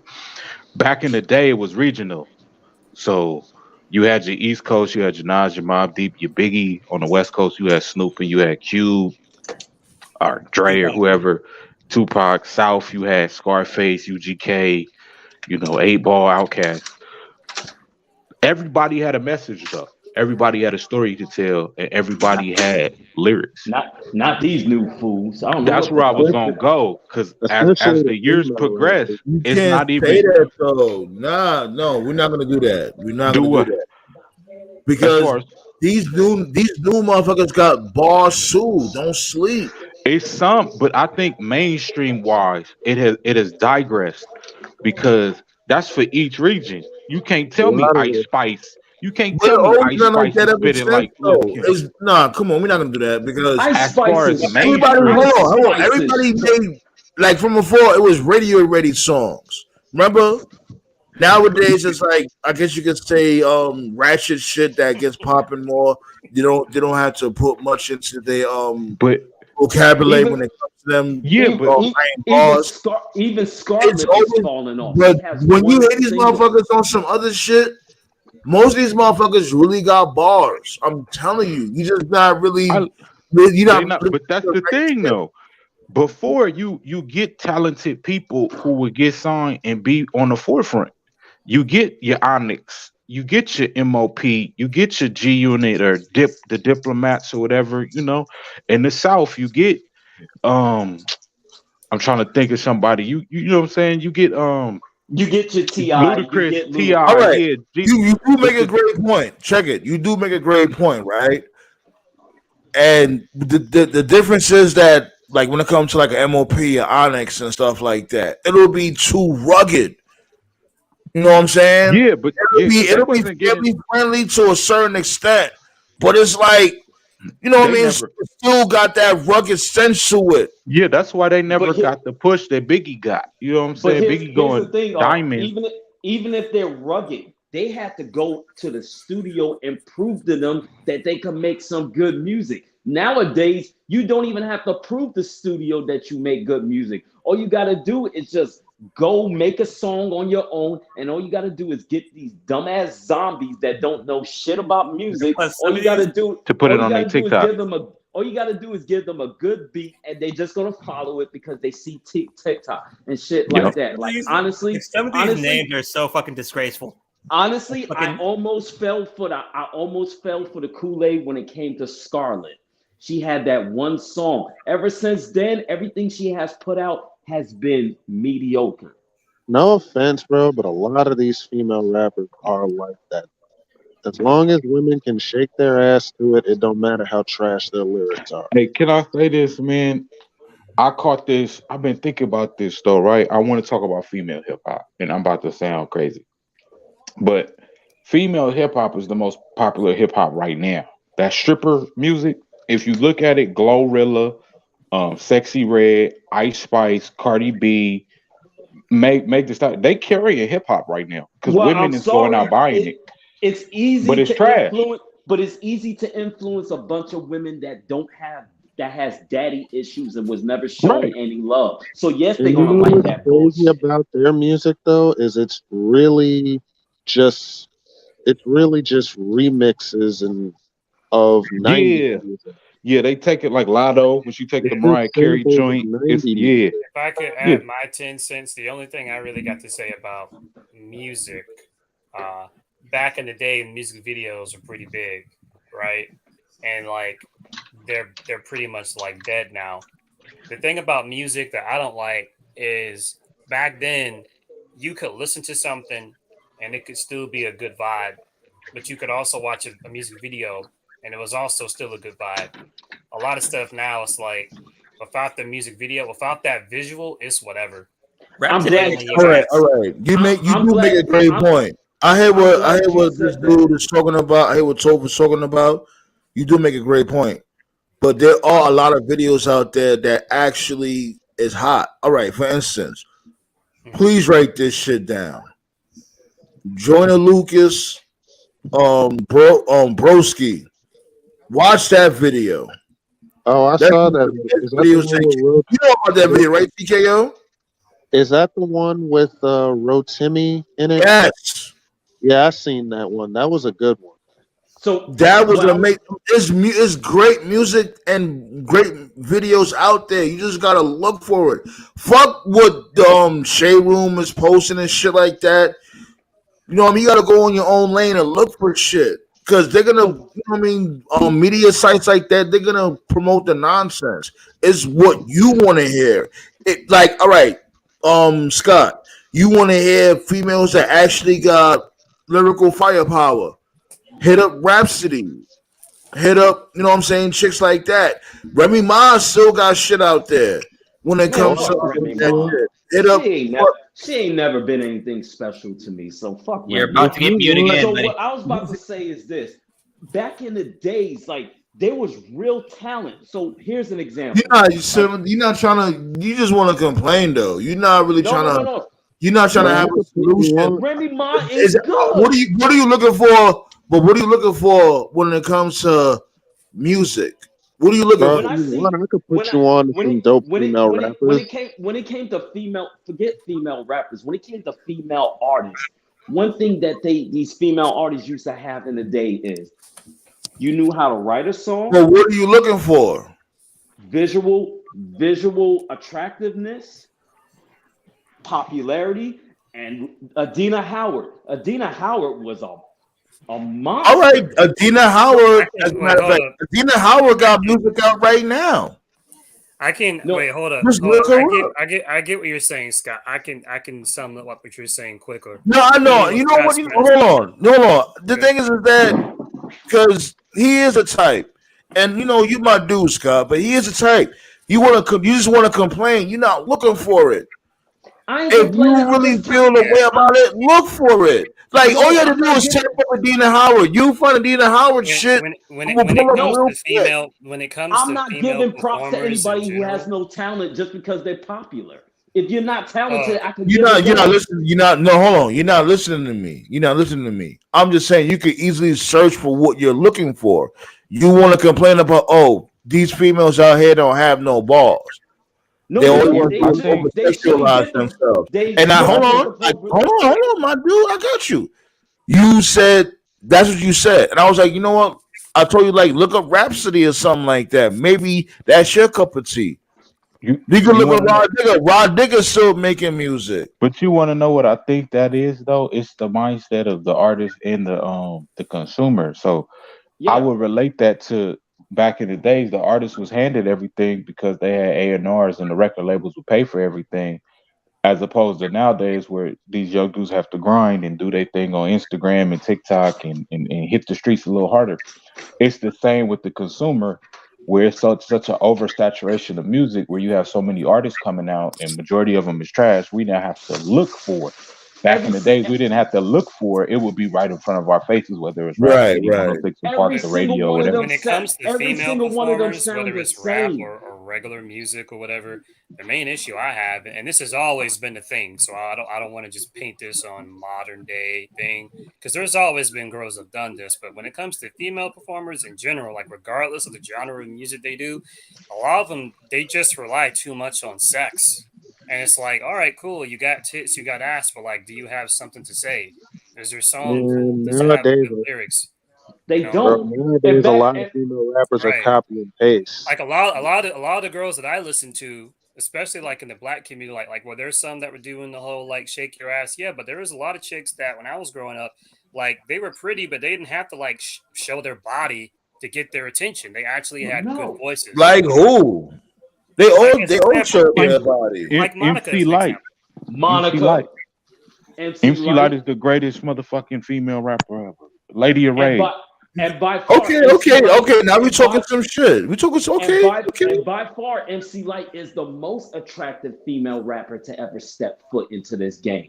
She has no enhancements. She didn't have to get a breast implant. She didn't have to get. What's the name of MC Light's first album? MC Light. Hard as a rock. Light as a rock. No. Don't help him. No. Don't help him. No, her first album's name was MC Light. It was self-titled. I'm watching you. Her first album was self-titled. This dude here. You saw him be on your Umar Johnson shit. AKA what's this dude name? Colin Kaepernick. Crying wolf type vibe. Oh, my bad about the chat, y'all. We was in deep conversation. The record companies push trash back in the day too. Of course they did. They're gonna Where's push. the MC Hammer and Vanilla Ice? Look, that shit was hot. I don't care. I It was love Ice hot, but Ice it wasn't. Baby and Too Light Legit as to a Quit, rock. shit like that. Mhm.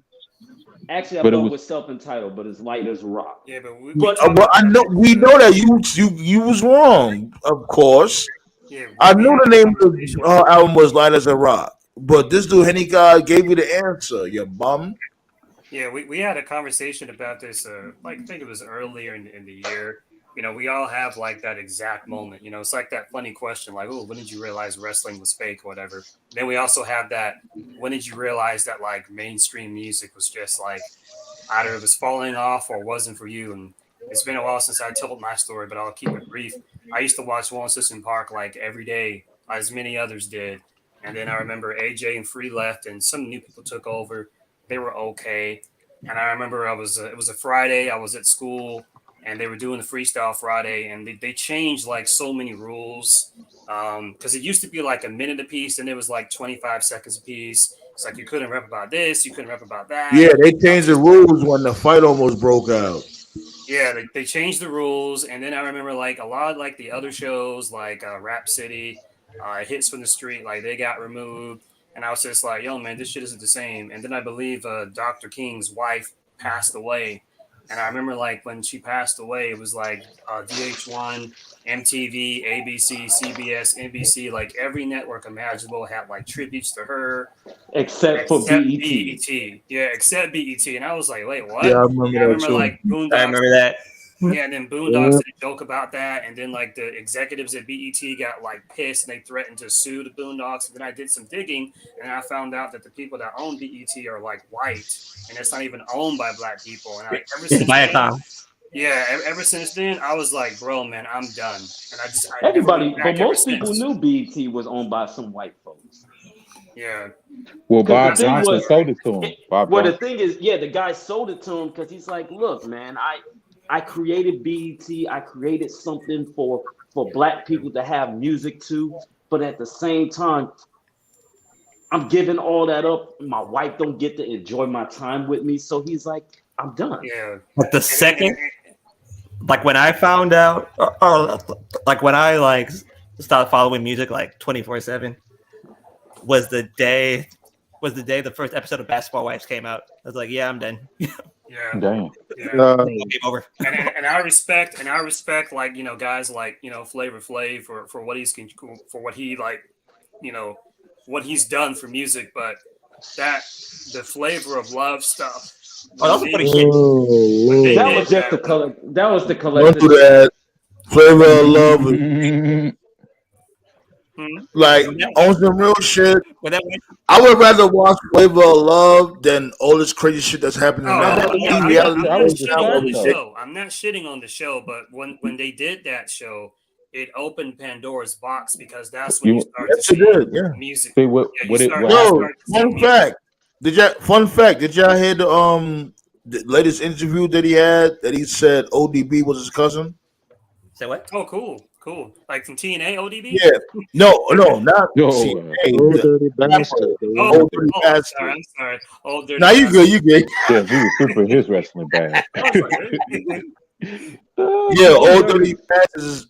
Old Dirty Bastard is this dude Flavor's cousin. That's like cool. the funniest episode of Flavor of Love was when that white chick spit on New York and New York went back. So since you mentioned her, I'm gonna give New York, aka Tiffany Pollard, I'll give her flowers. She walked so all these bitches today could run because she was doing all this crazy stuff you see, like OnlyFans, internet influencers, podcasters. Like she was doing that shit before any of these chicks were. Like she should be fucking thanking her. They should be on the ground thanking her, literally because of that show, because of I Love New York. I remember when I first saw fucking David Otunga in WWE, I was like, yo, what's Taylor Made doing here? Like, I think that was his name. I'll tell you that shit, right? Let's take it back. They all should be thinking. What was his name again? His name was Punk, as a matter of fact. Otunga, his name was Punk, and And I love New York. Like my first thought is like, what the fuck is Punk doing? No. Let's take it back. If these women need someone to thank all this ratchetness, they need to be bowing down to Superhead, because Superhead started the whole video vixen shit. If it wasn't for Superhead, we probably would have better women today. But She ruined a lot of marriages. No, she ain't ruined no marriages. Them artists ruined the marriages themselves. Them girls, yeah, true that. Yeah, them wives knew what the fuck was going on. But I'm afraid something from the movie Ray. She said, "Look, Ray, I know you're out there doing this shit, but please don't bring the road to the home." But and that's exactly what these rappers did. They brought the road to the home, and the wives looking crazy because now they just got embarrassed because they find out not the fact that they were cheating on him. Cheating on them. They found out the fact that they were sleeping with a chick that was fucking the entire industry. So now you got to worry about your husband coming home bringing you some shit that's a gift that keeps on giving. That's why they were mad about that shit. You got to give Superhead a lot of credit. She made a lot of girls start reading books. and they all moved to Atlanta too. They all moved to Atlanta after that. Yeah, and that's funny. It's funny. I'm glad you mentioned that, Sandman, because as someone who lives here in Georgia, one of the things about Atlanta that I don't get, because you would think I'd give you an answer. I don't understand what happened, because they used to be so beautiful back then. Right. It was not like that. And dude, I used to come because Atlanta is like an hour away from like where I live, dude. I used to go to Atlanta with my dad, my mom all the time to like go to Nitro tapings and Saturday night tapings. The Olympics were here in '96. There were some big things. The Braves were like the best team in baseball. That's why the Freak was like that's why baseball now. And that's why the Freaknik was held in Atlanta, because the women out there, they just look different. Like honestly, we liked our New York, bro. We liked our New York women. Jimmy Schmaltz, the Schmaltz era. All I can say, I can't speak for the '80s because I was a baby then, but I can tell you, like in the '90s and the 2000s, Atlanta was chill, but somewhere around the 2010s. Something changed. The energy changed. The pregame before it was the LBGT agenda. As soon as that happened, the pregame before every single Thunder was a Braves game, and you knew the Braves was gonna whoop some teams' ass. You go to Atlanta now, man. It's just nothing but. And I'm being respectful. Like, listen, it's 2023. I ain't judging. You go to Atlanta now, bro. It ain't nothing but escorts, prostitutes, and a bunch of just down low gay niggas. That's what's down there now. Yo, Sad, G shit, Scott, you really need to start your own channel. Like, no, seriously, you really got a lot to talk about. I really think you charismatic as fuck, and you could really, like, I can see you, right? Just picture it, you just doing vlogs and just being yourself, just doing vlogs and being yourself. I can see that shit. I would need the money to get something like that going, because you don't need no money. What do you mean? Like, just walk around with a camera and make it happen. I'm telling you, I watch the content. My life would be pretty boring walking around with a camera. You got to give me some time. I'm not saying 24/7, knucklehead. Like when you wanna, when you wanna do some shit. So like if you go, all right, for instance, if you want to go to an event, you can just go to an event and just, record yourself at an event and just being yourself. Or you can just make a TikTok and just talk shit. I was about to say, I am so weird because I'm an introvert, but I can act like an extrovert. When I go out in public, I'm really to myself. I'm not like this unless I'm around my comfortable circle. So I just don't know. That's just like people be saying that I'm funny and I should be a comedian. No, you're not funny though. You're funny looking, but no, you're not funny. A lot of people tell me like, look, I cannot be stand up funny because I can make people laugh, but if you go on stage trying to do a show, you're gonna get booed the fuck off. No, I'm So not that's a saying. special talent. I'm not saying you have to do it. I'm just saying that I just see that potential in you when it comes to you just having fun with it. You just start your channel off. You just go into certain events and just, what I Like to mean, be because you like to serious, travel and you just have a vlog and just talk your shit. like to be serious with like all seriousness. Like I thought about this the other day. Like we should start our own network. Like all of us have our own channels, and then everything siphons through. Yeah, I'm down. If y'all all start your own shit, you already know I'm a salute and promote, save, sub, all that shit. As a matter of fact, TKO, make sure you sub to TKO. He got his music videos on his channel. I think if we ever get the money, we should just get the Roundtable copyright. Man, look, you don't have to worry about all that. I get what Black Star's saying. If we had the money and everything, we could be like the next RDC world, like those dudes. They got going on. They got a little Yeah, but they started from somewhere. Man, look, the council's always going to be here. Don't worry about that. If y'all all want to do your own thing, I'm always going to support you guys. Yeah, I'm talking about the roundtable. Like the roundtable is the main. I'm talking about the main. Yeah, the roundtable is the hub. You can say the roundtable is the hub. Yeah, you have to get that copy written. Don't worry about that. Don't worry about that. Just do what y'all do, and I'm gonna support it. But like we could like legit break off and just like do our own shit at times, and You saying we like Voltron? But that's the thing, y'all already all right. But like for instance, TKO will be doing his own thing. TKO will be doing the music. I do the music too, but he also does the music, and I support his shit. That's why I be telling you guys. I'm directing the traffic over here towards CKO's channel. Make sure you sub like to his channel. He got the music videos in his channel. That's how we do it. Can I say something? Go ahead. Go for it. If you tired of all the producers being all in the videos, come to the Roundtable. You feel me? Come to the Roundtable. We the new bad boys, right? Oh my God! Diddy about to dance and rain on us. Good Lord! Like how I came up with that was network. I like that. We the hub. Like how I came up with that was like I saw. Do you guys watch Urinating Tree, right? The sports channel. Like Urinating Tree, like all those football channels.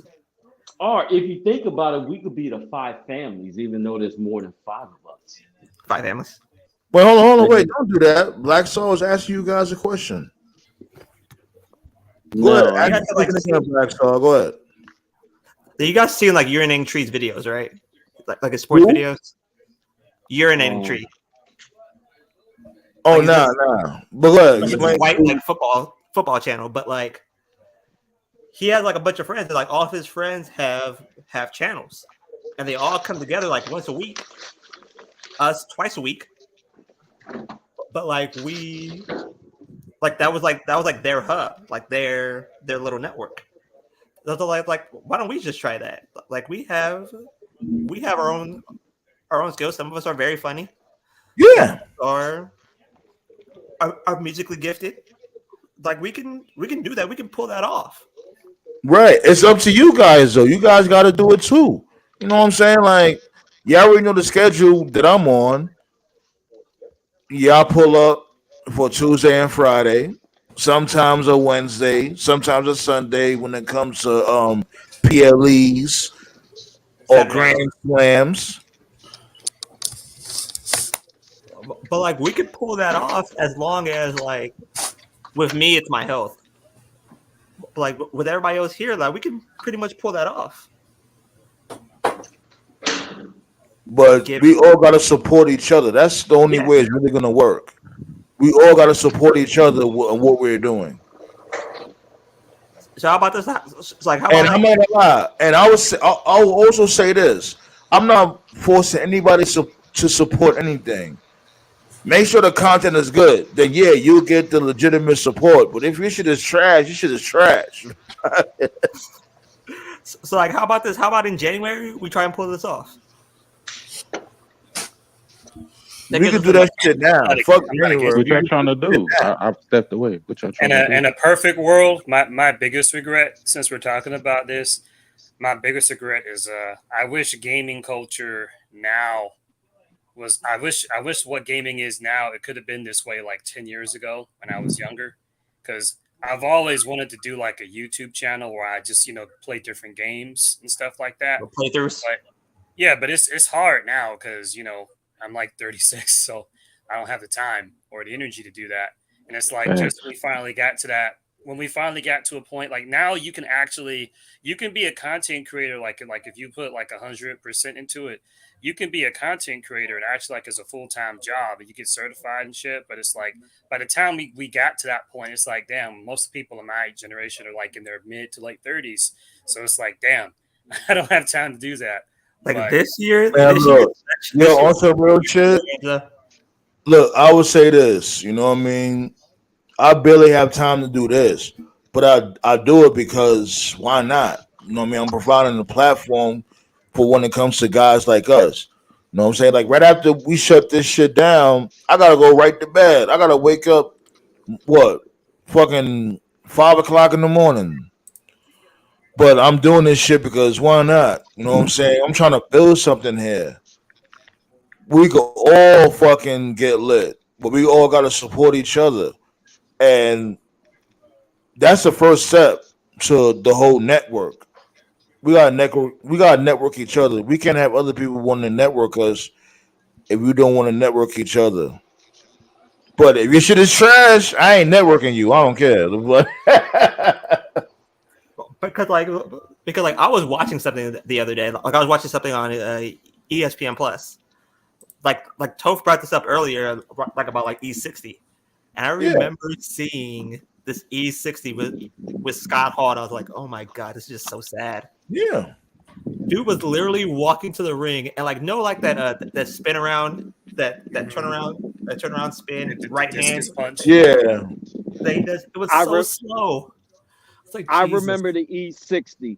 They was like, if you can think of anybody who is on top of the world in professional wrestling, who is it? And they started off and said Scott Hall. He was that big of a deal. And then the documentary came and you said, what the fuck happened to him, bro? Like, it was so sad. And I thought, like, I can do a review on this and I could probably get thousands of hits. Do it then. Just do it. Doing reviews on shit, that gets a lot of do it. Perfect world, man. If we had some more free time, like if Sandman had more scheduling, because I've been watching Impact every week. I figure since they be doing Bound for Glory soon, I want to watch Bound for Glory. It would be cool if we could have like I would love to see like a YouTube, either a person or like a group of fans, just do weekly reviews on everything outside of WWE and AEW. But here's the thing, right? Here's the thing. What this dude Black Saul was trying to say. We all could have our different assignments and we all come together. I hear what he's saying. Like, if you want to do like Impact reviews and shit like that, it don't have to be every single day or whatever. But when you get the time, damn well I'll play it here, or you know what I mean. We all just come together and just support each other. That's the ultimate end goal. Mm-hmm. You know what I mean? This dude. Black Saw, he got the sports, and we all talk about wrestling too. That I hear what y'all saying, but it's up to you guys. If y'all want to just have different types of content, you gotta have different types of content on your channel. That's why you have a YouTube channel. Do what the hell you want to do. Like Toph can do video game reviews. I can do sports video game reviews. Yeah, like dude. Like you gotta remember, you're not gonna get like thousands or millions of views and subs or whatever in your first video. It's a grind. it's a grind, but as long as you get that engagement, I that's do the all that boxing matters. reviews. You feel me? Hit him over the head with the boxing. Yeah, like Henny guy, don't you be having video game reviews and shit like that?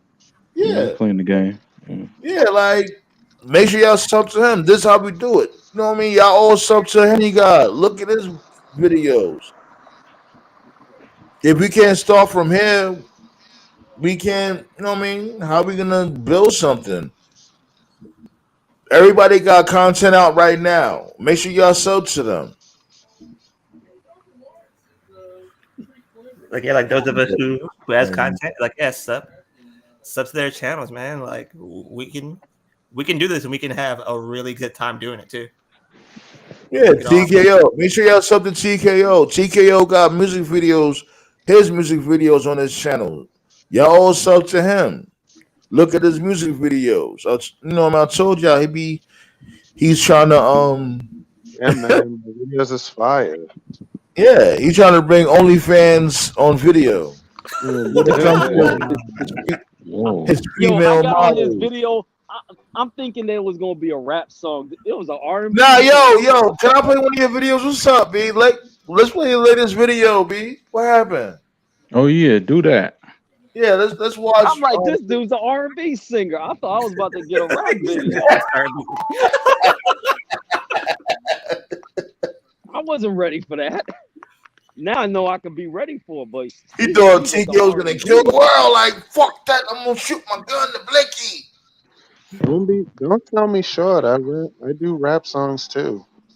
Nah, man, that was R&B to the fullest right there. I was like, I'm like, damn, this girl was shaking that ass while he was singing. Okay. My favorite. Waterfall. What's the name of the track? Waterfalls. Water Fountain, yeah. Water Fountain. My bad, my dude. My favorite rap moment ever was gonna be Christian being like, "Yo, Tomko, give me a beat." No. Oh my god. I remember that ref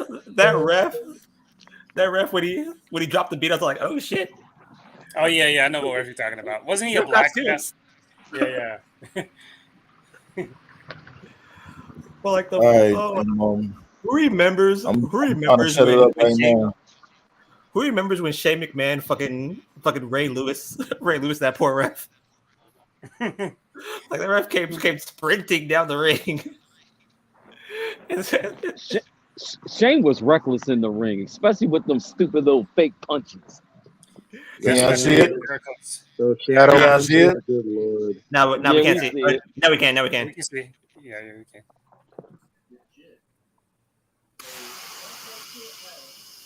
Can y'all see and hear it? Mm-hmm. Yeah, we can. Can y'all hear me? Yeah, we can hear you.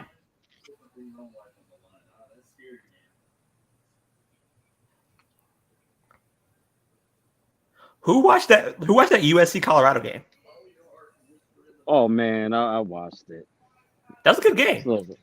Like towards the end. Directed by Terrence Howard. Oh, nice. Yeah, direct my shit too.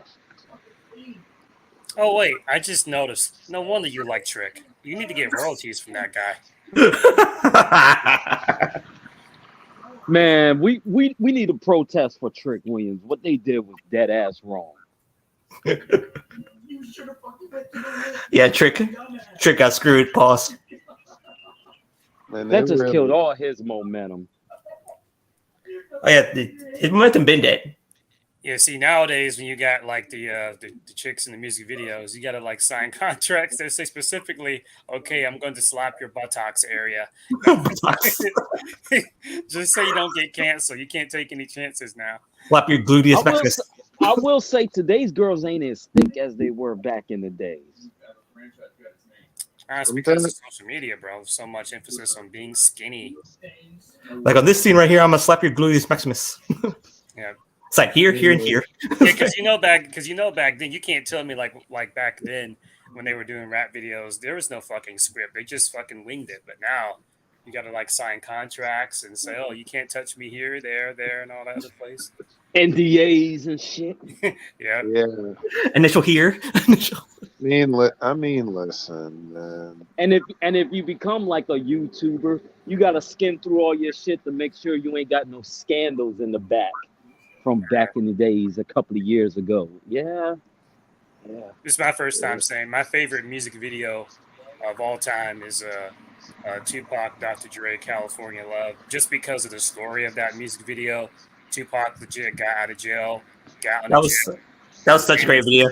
Yeah, landed somewhere Yeah. in fucking Nevada, and him and Dre fucking filmed it like that same day. So like literally that whole video was filmed in like fucking 2 hours. Like that's crazy. That's just how Wow. good they Directed were back then. that was the Hype Williams era. You don't even hear about Hype Williams no more.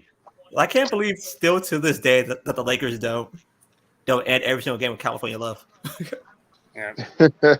Not Love LA, California Love. That's it. Yeah. You engage with that shit.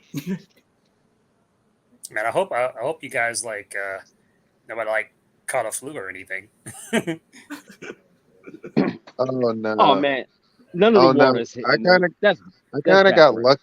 I kind of got lucky with that video too. I thought I kind of got lucky with that video. I flat out told him, "Hey, do you mind getting wet in the video?" And they was all with it. Hey, Was at least the for water the warm? fountain. Was the Drip, water warm? drip. Was the water warm or cold? Oh, that shit was freezing. Nah, bro. You should have did. Nah, man. What you should have did, man. You should have said, "Hey, man, TLC would have been cool if it." Hey, the minute I said water was gonna be Yo, involved, make sure y'all sub to this dude channel, B. Sub to the channel. You already know the vibes. we kind of got Sub, lucky. like, that we didn't comment, get sick. all that. Yeah, You know these that wrestling water was freezing. that video. Real quick, I fucking watched Saw 10. That was the worst piece of shit I've seen in my life. Now hold on. Let TKO go ahead, TKO. What you were saying? Because you know we did this play this dude video. Your thoughts, sir. My bad. Well, first off, I didn't see Saw 10, so I don't know. And second of all, we kind of got lucky with that video because that water in that video was freezing cold. So we lucky we didn't get sick. And by the way, if anybody wants to shoot, anybody's looking for a spot to shoot or want to shoot in that location, that shit was in Brooklyn where I shot that video. Nice. Yeah. Cool. I mean, you safe anyway because Brooklyn ain't what it used to be, so you was good. Water fountain, drip, drip. Yeah, I don't think you're gonna see the Teenage Mutant Ninja Turtles there these days. Now, there used to be a day when you stepped they in Brooklyn. they You relocated. needed your strap. Yeah, nowadays you just got to be worried about zombies in Harlem. That's it. Shit, you got to just worry like I about said- water And those up to big- your taste. Hey, those just big like I ass- said, rats. we don't celebrate Halloween because Halloween is 365 days a year on 125th Street. Yeah. Right, that was a funny post you did. That was funny. Yeah. Shit, but I ain't gonna lie though. I'm about to wrap it up tonight. You already know the vibes. Yo, make sure y'all sub to this channel. Sub all over. Be in the round table. We all got channels. We all should sub to each other. We all should comment on the videos. Like all that shit. Y'all want to build this network? Then what's more important than the hub? We should sub to each other and support each other. And do the content too. Y'all want to do the content? Do the content. Like y'all don't have to have thousands of dollars of equipment to do your content. Just need a microphone and a camera. Right. Yeah. Just have personality and just do it. You know what I'm saying? Yeah, man. And on that note, I'll see y'all on Friday. Don't be a Yes, sir.